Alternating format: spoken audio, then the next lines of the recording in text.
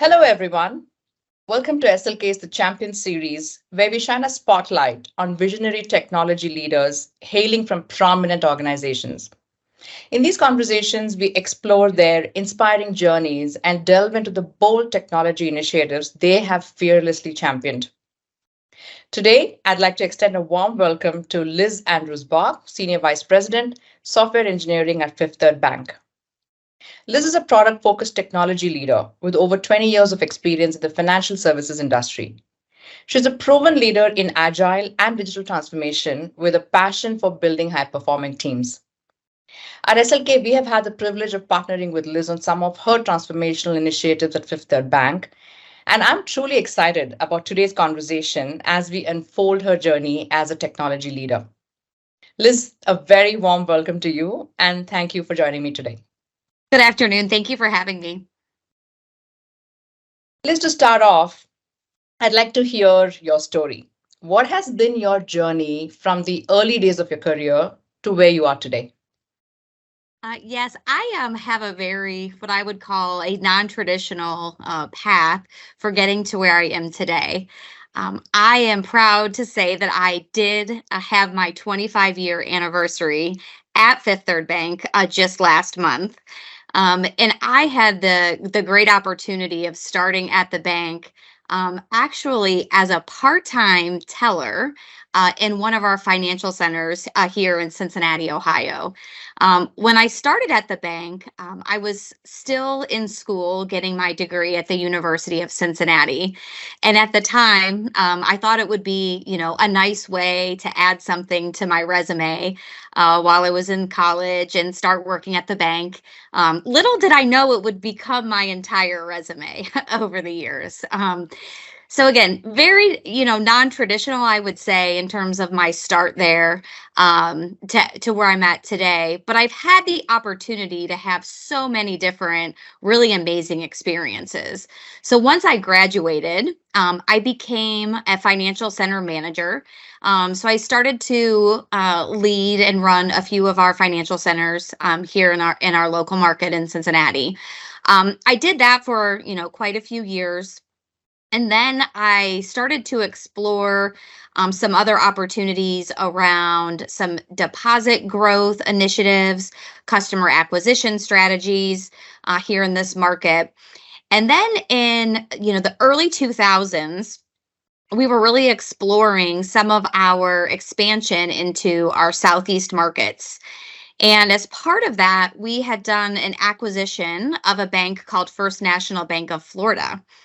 And they were recruiting people from across our footprint to help really drive the transformation of the markets in the Southeast. And so I was recruited to move down to Tampa and really get that market really up and running, drive a lot of culture and brand into the Tampa market as one of the catalysts of our Southeast market expansion. From there, I had the great opportunity of spending about 6 years in the Southeast. I had a few different roles while I was there. And also during that time was the banking crisis, around the 2009-10 timeframe. And as part of that, many roles were changing and things were evolving within the industry as well as at Fifth Third. And so roles, continued to change. We started to centralize many of our functions into our headquarters. And so after about 6 years in the Southeast, I took another opportunity. I actually moved back to Cincinnati, Ohio, to our headquarters. And I took a job still within the line of business, but leading some of our strategic programs across the bank. I led some of our customer mass affluent strategies. I led many of our early technology transformation, really focused within our retail financial center technology, really focused on really building customer relationships. spent some time looking at our strategies around like strategic branch openings, locations for, ATM machines, many different things across our distribution and our footprint. Um, and then from there, I became, what would today be a product owner. We hadn't really gone through our agile transformation yet here at the bank, but that's really how I best describe it. Leading a lot of our financial center, customer facing relationship management platforms that we used in our branches. That is really what helped me transition over time into the technology space. And so, after about almost 20 years of working in the line of business, all really within our consumer banking section, I had really started to think about really what was next for me. I had already had such great opportunities to work in, various markets and many different roles within the consumer business. And I thought it was really time for me to start to explore what might be next and what might be a good opportunity. And so I made the leap, if you will, into technology, and I entered into our enterprise data office.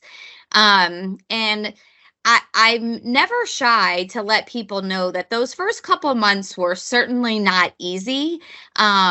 It was definitely probably a bigger change than I probably had expected it to be. But it definitely proved to be very fruitful for myself personally, as well as for the bank. I certainly brought a little something different to the table, having a very different background, focused very much on many customer facing roles, spending time in various markets and various roles within our business. I was really able to bring a lot of that experience into the data office, which again was something that was quite a bit unique and differentiated at the time. So I spent about 4 years there. And then 2 years ago, I took a new role within the consumer technology space. And that really gave me the opportunity to really lean into the transformation that we're really part of right now, which is really looking at really the core of our bank and really looking at how do we really start to think about our technology that has been historically on our mainframe platforms, and how do we start to look at how do we modernize across the core of our bank in a very customer centric way, and thinking about how we can really bring to life experiences for our employees and for our customers, and really do so in an exciting, differentiated way. Wow, this is so fascinating. I mean, you started with just wanting something on your resume, Mhm. as a Mhm. bank teller, and now you've like transitioned into something completely different, and really sort of front-ending a lot of these major strategic initiatives. And I think it's really amazing. But I'm sure the road to get here couldn't have been easy, Mhm. right? So maybe if you could share with us a little bit about, your experience on the journey, or, how your background in business leadership has Mhm. actually influenced your transition into this technology role, right? I know Yeah. you had a chunk of time, Mhm. on the line of business side, and it's been the last few years that you've come into technology, but it couldn't have been easy, and all the different changes that you've had, right? So if you could share with us how that sort of influenced your transition to technology, and what unique, sort of insights has this transition brought to you. Yeah, absolutely. Especially as I sit here after I've worked at the bank for, as I mentioned, 25 years, and I look back, there's a couple pivotal times, I would say, as part of the journey that I look back on that were probably the most critical, and to your point, very challenging and not always easy. One thing that I always point back to, I mentioned that I was in our Southeast markets, early on in our Southeast expansion.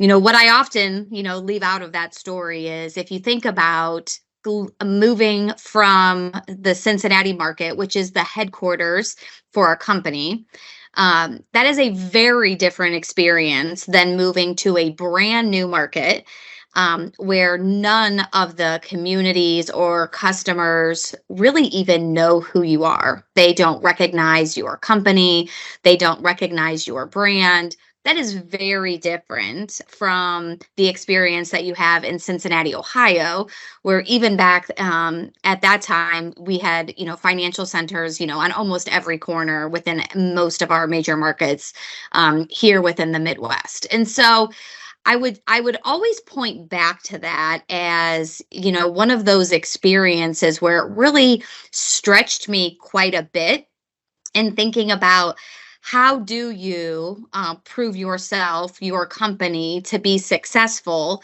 when it's the same company, but the scenario or the situation is quite different than what you're used to or familiar with. Both in looking at how do you do things all the way from, recruiting employees. The scenario is quite different, coming into it as, the market leader versus, a new entrant, into a community or a marketplace. And so, I would, always point back to that as, one of those early times where I really had to push and strive and think quite a bit differently in terms of, what are things that we need to do to be successful? Because, tactically, they do look very different, market to market. And so I carry that forward then as I think about my shift and my move into technology. So when I think about my work early on in the enterprise data office, shortly after I made that move, we had some other new leaders join that organization really within the same couple of months. And we started very early on to look at our agile transformation as well as our data modernization and really started that journey. So again, I really looked back at some of those experiences that I had earlier in my career, and that growth market experience was one I always pulled on just to think about how did I look at scenarios different? How did we think about what was important? And the similarity, though, what I would say is it really all goes back to the people. And whether you're in a role where you're customer facing day to day or you're in a technology role, it really all goes back to really the people and how you think about leading people and connecting with people, both people as customers as well as people as employees, and employees on your team or even employees that are your customers. And so those are things that I've really kind of pulled on quite a bit and really thought about, what does this mean? How can this really be beneficial for our employees, for our customers, for our markets? And how can we really make a difference in our community in terms of what we do each and every day? And so those are a couple things that I've really pulled on to think about how we can continue to grow as a company, to grow as individuals, and to really, continue to focus on, changing the lives of really our customers and our communities just in a really big way. That's really interesting because at the end of the day, I think what you're alluding to is the whole aspect of being customer centric.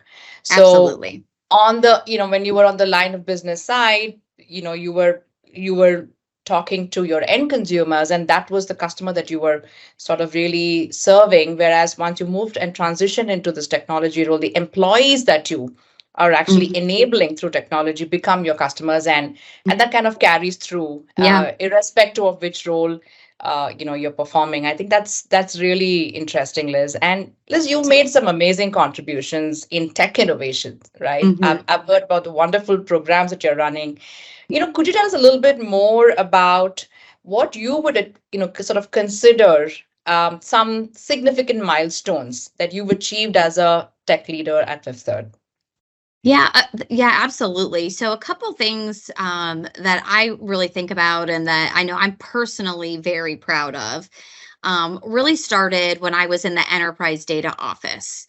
And so, as I mentioned, when I joined that team, we shortly after really started to drive our agile transformation and our data modernization journey. That one in particular, I think, is so foundational to really everything that we do across the bank.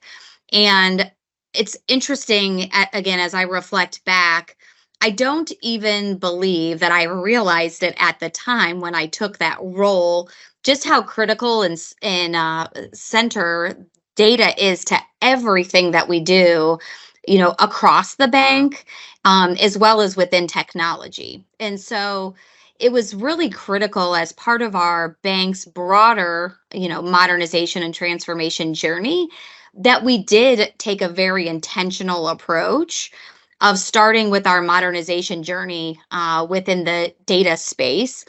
And when I think about that as well, I was able to really carry forward a lot of the experiences that I did have within the line of business.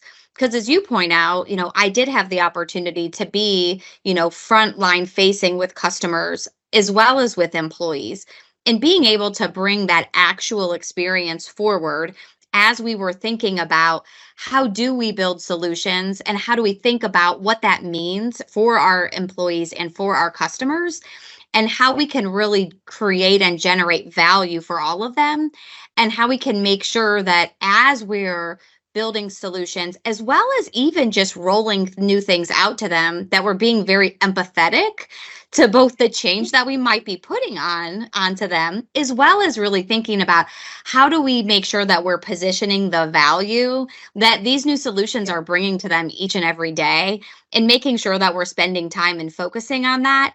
And I think being able to bring all of that together has been really critical. And I do think that all of that background and experience has really been able to really show through. And I've been able to continue to use everything that we were able to do and learn as part of our data transformation into what I'm doing today, which is really focused on our overall core modernization across our core banking platforms within the bank. And those things are just central, and they just run throughout all of it, anything from an employee experience, a customer experience, as well as really everything that's foundational across our bank. Wow.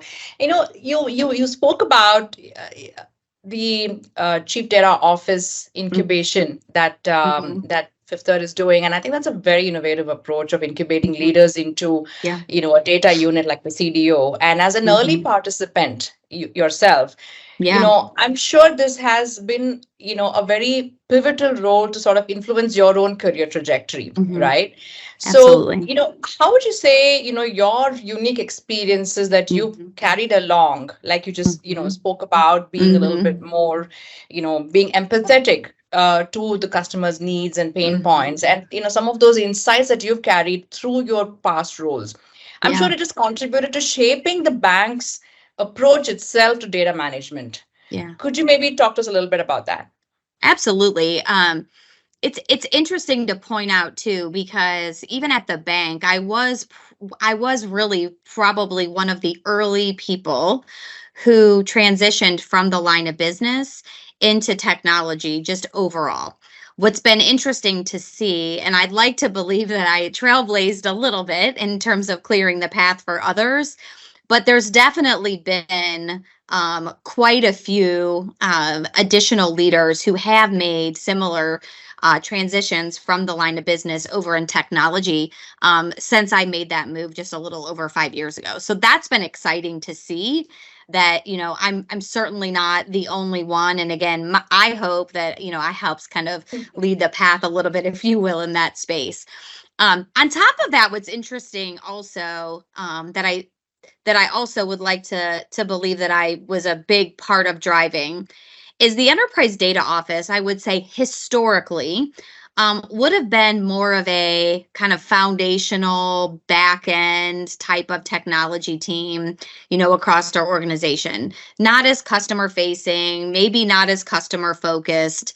And we definitely saw a significant shift as we started to go through our modernization journey within that space, to where we were really pushing to bring data more to the forefront, and really thinking about data as a way to drive customer experiences versus it just being like a back end enabling technology sort of play. So I do believe that bringing the customer centric approach and mindset to that, thinking about it in a true like productized way where you're thinking about it in terms of driving value for the bank and creating value and experiences for customers and using data as a way to really do that, and thinking about it that way, I think was pretty critical as part of our overall journey. And I do think it's made a really significant difference over time. That whole organization today looks absolutely nothing like what it looked like 6 years before. It's completely transformed in every way. And I think a lot of that drove the journey. And when you think about where we're at today from a data perspective, whether it's, foundational data management capabilities, or thinking about how do we, use data in different ways across the bank. Again, night and day different. And we don't look at it just as, the enterprise data office anymore. It's really been, permeated across the organization, both within technology and within the business. So we've got people that are much more, I'll use the word like data literate, across our technology teams. And because we've been able to do that and enable the use of data in such a different way, now it's also available more to really what I would consider like the data owner. So people in the business, people who are driving many of our customer or business strategies, they have more access to data in a timely way, in an easily consumable and understandable way. So we can not only really drive more powerful customer experiences, but we can also use data to help more rapidly make business decisions. We can be quite a bit more agile in terms of how we make decisions, how we take things to market, and really make quite a bit more informed decisions along the way. And I think that's really been a huge transition over time. And, somebody like myself who can bring the perspective of, driving business outcomes and objectives, and really bring all of that together in many, many facets, has been really instrumental, I think, to a lot of the growth that we've seen across technology, as well as really just the prominence of the data organization within our tech teams, as well as across our bank. Yeah, that's, it's really fascinating because everybody knows data sort of is the basis of anything that needs to be done. And it's sort of so core to any sort of technology initiative or any, business strategic programs that, one needs to run. But I think very few organizations really sort of recognize the need and importance of creating that as a, central strategic program that sort of, the way you guys have done, right? And your unit is now sort of spreading across the organization, like you said, and enabling so many different areas of what Fifth Third does, and sort of really creating the right kind of impact and the right kind of influence for the company's overall goals and business goals, right? So I think it's really nice the way, and it's a very innovative approach, and it's great that you've been a trailblazer. Yeah, absolutely. And there's other people like myself who have moved from the enterprise data office into some of the other technology teams as well. So it's been really awesome to see that and see that come to life, because I think the more that we continue with that as a strategic approach, we'll continue to see value with that across the way. Completed 25 years at Fifth Third this year. I think congratulations to that. Thank you. I think that is really inspiring because you and I spoke about this in the past, and we were talking about how many people feel the need to constantly move organizations to feel like they're growing or learning something new. But you've done so many different roles, and you've really embraced change to it, in its purest form, I would say, in all of these years. So could you maybe reflect a little bit about the importance of embracing change in one's career, in whichever way, right? And how Yeah. that sort of really molds and shapes you, and sort of aids your own personal and professional growth. Yeah, absolutely. It's interesting too because when I first meet people often and they ask me how long I've worked at the bank and I tell them 25 years, oftentimes I can watch people's face, they sort of make an expression that, maybe they're making a misconception that, I may be resistant to change because I've worked here so long. And, as we've talked and you and I have shared, obviously, based on the really awesome opportunities I've had, it's really been quite the opposite for me. I've really had an opportunity across, all of these years to really personally grow in so many different ways because of all of these different opportunities across the bank. One of the things that, I would say is, I'm personally quite proud of everything our company has been able to accomplish over these years. And we are very intentional about investing in employees. And so I think about, even people who work for me or people who work around me or, other peers or people I mentor. And I always think that at a company like ours, where we are quite dedicated and intentional about investing in people, for those of us who are very willing to lean into change, to try hard things, to push ourselves to learn new and different things, and frankly, oftentimes be very uncomfortable when doing those, and to really forge through that. Um, there are so many opportunities at a company like ours to be able to do that. And I feel very fortunate that I've had a lot of people along the way who have been very supportive of me and have given me opportunities, to jump into the next thing when, there's probably many people that wouldn't look at somebody like me for, particular roles along the way. But for those people that like took chances on those things and who supported me through that journey, I've been very fortunate to have many of those. But I would say though, for others as well, I always advise them like it really is on yourself to really push yourself again to be uncomfortable and to be, comfortable in that and be open to learning and growing and doing different. I always remind people too that it's sometimes very painful. My first couple of months when I moved into the enterprise data office, they were tough. I would never tell anybody that it was easy, and I'll admit out loud to people that I maybe cried a couple times in the car on the way home from work. And but you stick with it and you push yourself and you get through, and then you look back and you realize how all of those experiences really made you as a person quite a bit stronger, and makes you really such a better person because you do have the opportunity to stretch yourself and to grow. And you also just, have the ability to drive so much value for your company and for your team when you do those things, because each of those experiences are so rich in terms of being able to like add to the value of the work that you're able to do every day. So it's really just been a super awesome opportunity for me. And, I brag about it a lot. And I also brag about our company because I'm quite proud of, everything that our company does. And, the dedication to people, I think, is really second to none at our company for anybody who's willing to, put in the work. There's just lots of great opportunities and great people that will help each other along the way. That's just so brilliant. And like you said, leaning into uncomfortable situations or an Mhm. uncomfortable, sort of scenario, they say actually sometimes enables you to thrive.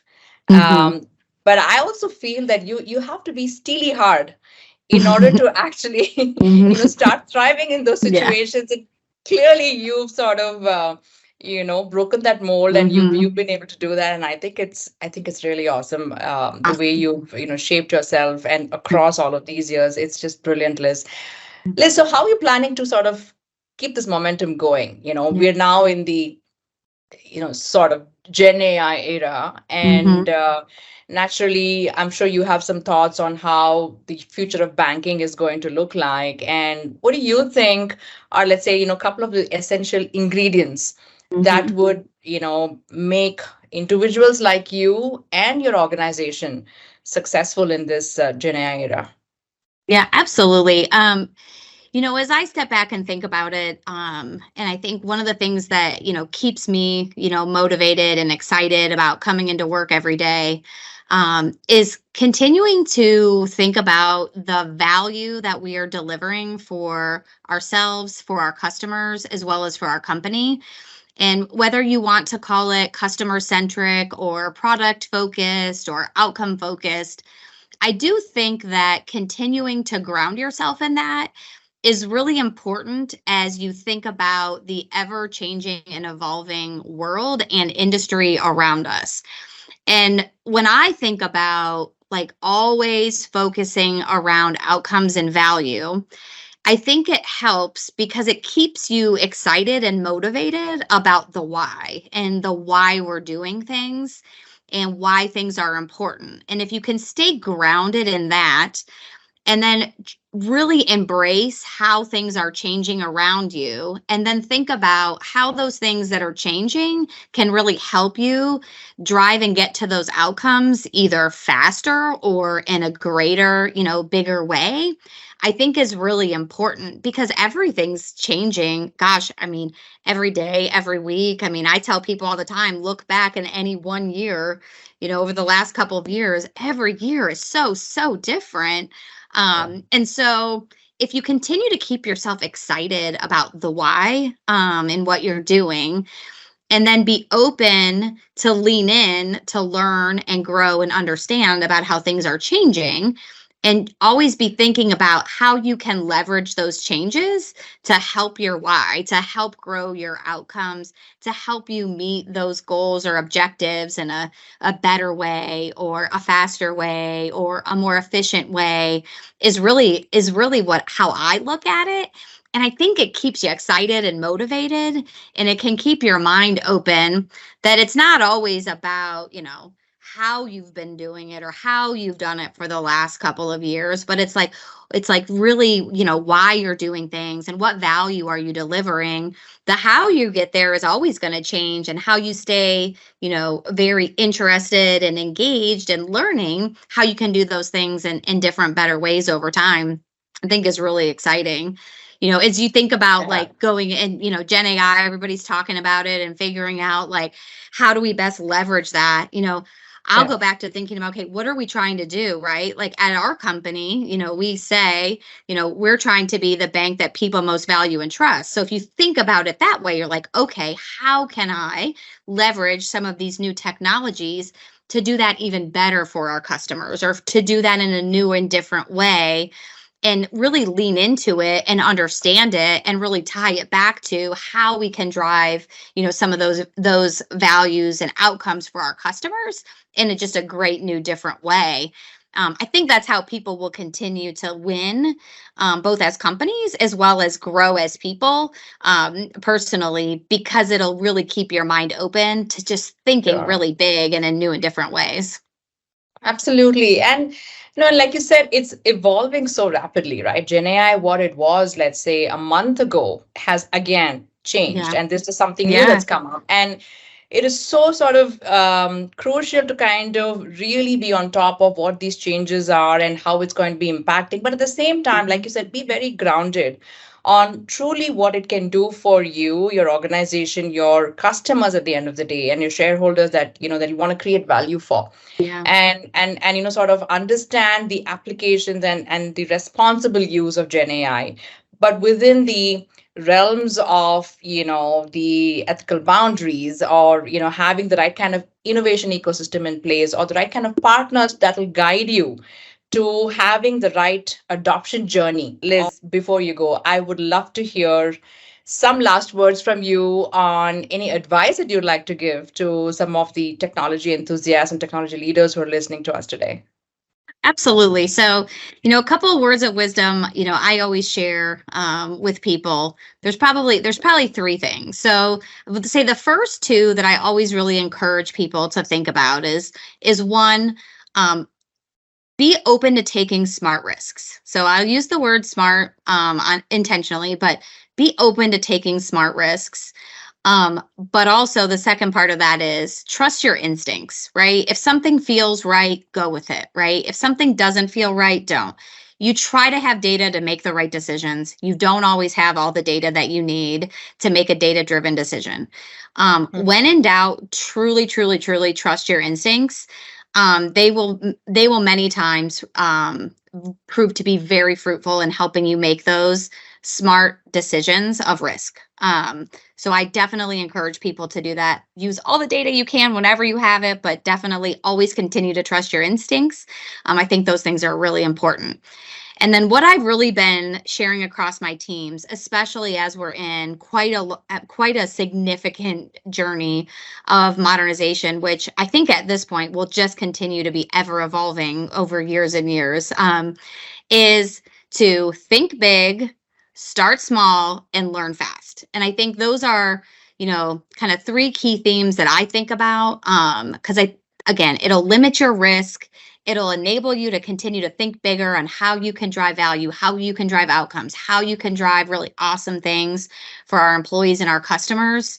Um, Try to do it small so you can limit your risks and learn from it. So a lot of people like to say things like fail fast. I always like to say learn fast. Think of it more like on the positive side of it, that it's not about failing, it's actually about learning, right? You learned that something didn't work, or you learned what of it did work. And so I think that's really important too, especially where we're at today in terms of an ever evolving world from a technology perspective. Our industry is changing so rapidly, our world is changing so rapidly. To just continue to think about things in an iterative way like that and always be learning, I think are really critical components and advice that I like to share, and then things I like to live by myself. I love it. I love learn fast. I think this is the first time I've heard Mhm. about it. And have you coined this term as an optimistic and positive spin to fail Very faster? much. I think you should trademark it. Okay, sounds great. No, but seriously, Liz, thank you so much. It's been really insightful talking to you, and I've absolutely loved this conversation. And I have so many personal, takeaways from this chat that we've had. And I really want to thank you for taking your time out of your very, very busy schedule, I'm sure, to chat with me today. And have a great rest of the day. Thank you. Thank you so much for having me. Have a great day. Thank you, Liz.